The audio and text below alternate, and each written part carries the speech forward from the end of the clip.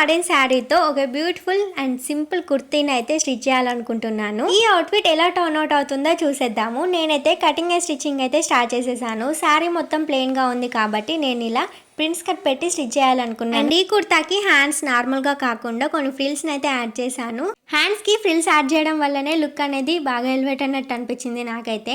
And ఈ శారీని అయితే నేను మీషోలోనే తీసుకున్నాను, తక్కువ ప్రైజే పడింది. ఫైనల్ అవుట్ఫిట్ అయితే ఇలా వచ్చిందనమాట. నాకైతే చాలా నచ్చింది. మీకు ఎలా అనిపించిందో తప్పకుండా కామెంట్ చేయండి. నేను ఎలా అయితే సింపుల్ గా క్యాజువల్ వేర్ కోసం కుర్తీ కావాలి అని అనుకున్నానో అలానే టర్న్ అవుట్ అయిందనమాట. కుర్తీ అయితే నాకు చాలా నచ్చింది.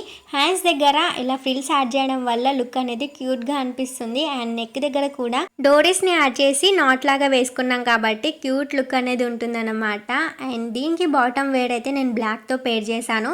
మీరు ఎలాంటి బాటమ్ వేర్ చేసినా కూడా లుక్ అనేది చాలా బాగుంటుంది.